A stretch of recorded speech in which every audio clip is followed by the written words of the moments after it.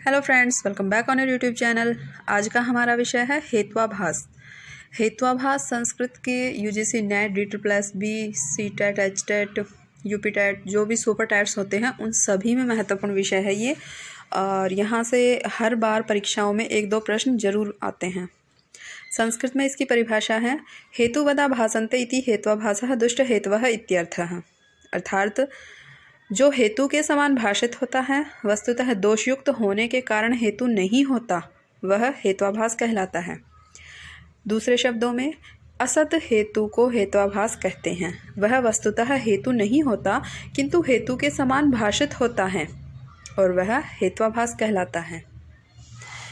अब जो हेत्वाभास के भेद हैं उनकी परिभाषा और भेदों के नाम। सवैभिचारी विरुद्ध सत प्रतिपक्षा असिद्ध बाधिता पंच हेत्वाभासः तर्क संग्रह ने स्वीकार किया है। असिद्ध विरुद्ध अनैकांतिक प्रकरणसम कालात्यापदिष्ट भेदात पंचैव, ये न्याय ने इसकी परिभाषा को स्वीकार किया है। हेत्वाभास के 5 भेद हैं। अर्थ एक ही है, शब्द भले ही अलग अलग हों। प्रथम भेद है असिद्ध, जिसे दोनों ने स्वीकार किया है। दूसरा विरुद्ध, जिसे दोनों ने स्वीकार किया है। तीसरा अनैकांतिक, तर्क संग्रह ने सवैभिचार को स्वीकारा है और न्याय ने अनैकांतिक को। चौथा है प्रकरणसम, जिसे न्याय ने स्वीकारा है। सत प्रतिपक्ष, तर्क संग्रह ने स्वीकारा है। पांचवा है कालात्यापदिष्ट, जिसे न्याय ने स्वीकारा है, बाधित तर्क संग्रह ने। अब इसके जो भेद हैं उनको पढ़ते हैं। प्रथम भेद है असिद्ध हेत्वाभास। इसका संस्कृत में परिभाषा है लिंगत्वेना निश्चितो हेतुरसिद्धः, और इसका हिंदी में अर्थ है लिंग के रूप में निश्चित न होने वाला हेतु असिद्ध हेत्वाभास कहलाता है। इसके 3 भेद हैं। आश्रय सिद्ध प्रथम, द्वितीय स्वरूपासिद्ध, तृतीय व्याप्यत्वासिद्ध। संस्कृत की जो परिभाषाएं हैं वो आसानी से याद होंगी और सरल हैं हिंदी की अपेक्षा। अब इसका जो असिद्ध है उसका पहला भेद आश्रयासिद्ध। आश्रयासिद्ध किसे कहते हैं?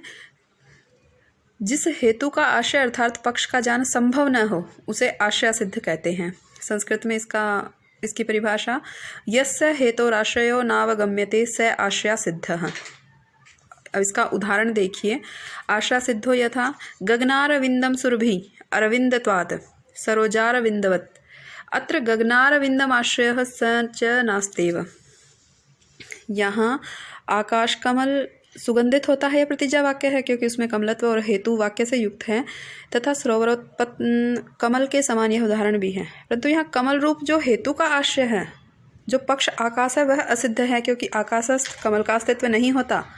आकाश शब्द का अस्तित्व है और कमल का अस्तित्व है, मतलब जहाँ कमल खिलता है कीचड़ में, उसमें सुगंध गुण की सिद्धि है। अतः आश्रय की दृष्टि से असिद्ध अर्थात आश्रय सिद्ध हेत्वाभास कहा गया है। यहाँ आकाश का तो जो है शब्द है ना उसका, और कमल का अस्तित्व आकाश नहीं है। दूसरा स्वरूपासिद्ध। असिद्ध हेत्वाभास का दूसरा भेद स्वरूपासिद्ध हेत्वाभास। स्वरूपासिद्ध असिद्ध हेत्वाभास का द्वितीय भेद है जो हेतु पक्ष का धर्म नहीं होता, अर्थात जो हेतु आश्रय में स्थित ही नहीं रहता, वह स्वरूपासिद्ध हेत्वाभास है। संस्कृत में इसे देखते हैं। यो हेतुराश्रय नावगम्यते स स्वरूपासिद्धः। यहाँ हेतु की स्वरूपता असिद्ध होता है। इसका उदाहरण देखिए। अनित्य शब्द चाक्षुषत्वत् घटवत् अत्र चाक्षुषत्वं हेतु स च शब्देह नास्तेव तस्य श्रावणत्वत्। इस उदाहरण में शब्द के अनित्यत्व सिद्ध करना है, शब्द पक्ष है। यह हेतु पक्ष में नहीं रहता, यह पक्ष का धर्म नहीं है क्योंकि शब्द का ग्रहण चक्षु द्वारा नहीं किया जाता। शब्द का ग्रहण कानों के द्वारा होता है, उसका ग्रहण श्रोत्रेंद्रिय से होता है, वह श्रवण का विषय है। चक्षु का कार्य, नेत्रों का कार्य है देखना और कान का कार्य है सुनना। तो शब्द क्या है? श्रवण का विषय हुआ ना शब्द। चक्षु का तो देखना होता है। असिद्ध हेत्वाभास का तीसरा भेद व्याप्यत्वासिद्ध। असिद्ध हेत्वाभास का तृतीय भेद है जहाँ हेतु में व्याप्ति नहीं की जा सकती, वहाँ व्याप्यत्वासिद्ध होता है। संस्कृत में देखिए यत्र हेतोर व्याप्तिर्नावगम्यते, यह 2 प्रकार का होता है। प्रथम, जहाँ कोई व्याप्ति का ग्राहक प्रमाण नहीं होता। देखो यहाँ दिया है एको व्याप्तिर ग्राहक प्रमाण भावात्, ये है प्रथम। दूसरा भेद है जहाँ हेतु में कोई उपाधि होती है।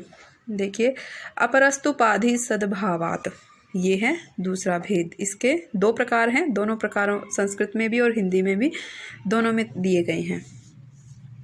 ये बतलाया गया है व्याप्यत्वासिद्ध द्विविध कि जो ये व्याप्यत्वासिद्ध हेत्वाभास है ये दो प्रकार का होता है और दोनों की डेफिनेशन हिंदी में और संस्कृत में दी गई है। अब हेत्वाभास का दूसरा भेद। अब तक हमने प्रथम भेद और उसके 3 उपभेदों को पढ़ा है। अब इसका दूसरा भेद है विरुद्ध हेत्वाभास। साध्य विपर्य व्याप्तो हेतुर विरुद्ध है, ये है इसकी परिभाषा। और यथा शब्दों नित्यकृत कत्वादात्मवत्, ये इसका उदाहरण। अर्थात साध्य के अभाव से युक्त हेतु विरुद्ध हेत्वाभास कहलाता है। और उदाहरणतः शब्द कृतक उत्पन्न होने के कारण से नित्य है। कृतक का अर्थ होता है उत्पन्न। शब्द नित्य है क्योंकि वह उत्पन्न होता है। हेत्वाभास का तृतीय भेद अनैकांतिक सवैभिचारी हेत्वाभास। सवैभिचारी अनैकांतिकः, सवैभिचारी हेतु अनैकांतिक हेत्वाभास कहलाता है।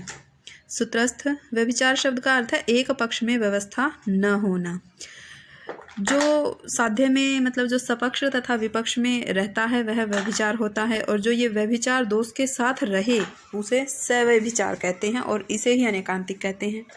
सद्विविध, वह 2 प्रकार का होता है, साधारण एकांतिक और साधारण अनैकांतिकश्चैति। साधारण और अनैकांतिक 2। तो प्रथम है प्रथम उदाहरण साधारण अनैकांतिकः। पक्ष सपक्ष विपक्ष वृत्ति ही साधारण है। जो पक्ष सपक्ष विपक्ष में जिसकी वृत्ति होती है वह साधारण कहलाता है।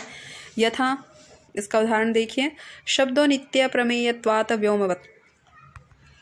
इस अनुमान में नित्यत्व साध्य है, प्रमेयत्व हेतु और शब्द पक्ष है, व्योम सपक्ष है, और जो ये घटादि अनित्य पदार्थ हैं वे सभी विपक्ष हैं। अब इसका दूसरा उदाहरण है असाधारण अनैकांतिक है। सपक्षात विपक्षात व्याव्रतो य पक्ष एव वर्तते सो असाधारण अनैकांतिक हेत्वाभास है। ये इसकी संस्कृत में परिभाषा है, इसका हिंदी में समझते हैं इसे। यह अनिवार्य है कि सद हेतु पक्ष तथा सपक्ष में रहे, विपक्ष में ना रहे, किंतु जो हेतु विपक्ष के समान ही सपक्ष में भी नहीं रहता वह असाधारण अनैकांतिक हेत्वाभास कहलाता है। इसका उदाहरण यहाँ लिखा हुआ नहीं है, लेकिन यथा भूमिर नित्या गंधवत्वात्, ये इसका उदाहरण है। इसका हेत्वाभास का चतुर्थ भेद प्रकरणसम, जिसे सत्प्रतिपक्ष भी कहा जाता है, हेत्वाभास है। विरुद्धयो परामर्शे हेतुओः सत प्रतिपक्षता, अर्थात जिस हेतु का प्रतिपक्ष विद्यमान होता है वह सत प्रतिपक्ष कहलाता है। अतः जहाँ पर 2 हेतु एक दूसरे के विपरीत अर्थ को सिद्ध करें, अलग अर्थ को सिद्ध करें, वे दोनों सत प्रतिपक्ष हेत्वाभास कहलाते हैं। यहाँ इसके उदाहरण दिए गए हैं। यथा शब्दों नित्यो नित्य धर्म रहित्वात्, शब्दों नित्यो नित्य धर्म रहित्वादिति। यथा शब्दों नित्य श्रावणत्वात् शब्दत्वात्, ये सभी चतुर्थ हेत्वाभास प्रकरण सम के उदाहरण हैं। और विरुद्धयो परामर्शयो हेतु सत प्रतिपक्षता, ये इसकी परिभाषा है। अब इसका 5वां भेद है कालात्ययापदिष्ट बाधितः हेत्वाभासः। ये 5वां हेत्वाभास है। बाधित विषय हेत्वाभास, पक्ष में जिसके साध्य का अभाव अन्य प्रमाण से निश्चित कर दिया जाता है, और जो हेतु बाधित विषय होता है वह बाधित हेत्वाभास है। इसे कालात्यापदिष्ट भी कहा जाता है। संस्कृत में इसकी परिभाषा देखिए, पक्षे प्रमाणांतर अवधृत साध्य भावो हेतुर्बाधित विषयः कालात्यापदिष्ट इति वर्तते। न्याय सूत्र में कालात्यापदिष्ट नामना उल्लिखित है। कालात्यापदिष्ट कालातीतः, ये न्याय सूत्र में लिखित है। उदाहरण है अग्निर्नुष्णः कृतकत्वाज्वलत। यहाँ अग्नि में अणुषत्व तापराहित्य साध्य है। ताप मतलब जो उसकी गर्मी होती है अग्नि की, वो अनुष्णत्व का अभाव होता है। उष्णत्व प्रत्यक्ष से यह निश्चित है कि अग्नि उष्ण होती है, अनुष्ण नहीं। अग्नि में तो तेज होता है, अग्नि में मतलब अग्नि तेज है, उसमें गर्मी है तो उष्ण है उसमें, वो अनुष्ण नहीं है। अतः यहाँ अग्नि में अनुष्णता की सिद्धि के लिए जो कृतत्व हेतु दिया गया है उसका साध्य अनुष्णता बाधित होता है। इस प्रकार ये बाधित विषय है। हमने हेत्वाभास, उसके 5 भेदों को, उनकी परिभाषाओं को, उनके उदाहरणों को और जो उनके भेद हैं उनके उपभेदों को पढ़ा है। वीडियो अच्छी लगी हो तो लाइक करें, कमेंट करें और चैनल को ज़रूर सब्सक्राइब कर लें ताकि आने वाले वीडियोज़ के जो नोटिफिकेशन हैं वो जल्द से जल्द आप तक पहुंच सके। धन्यवाद।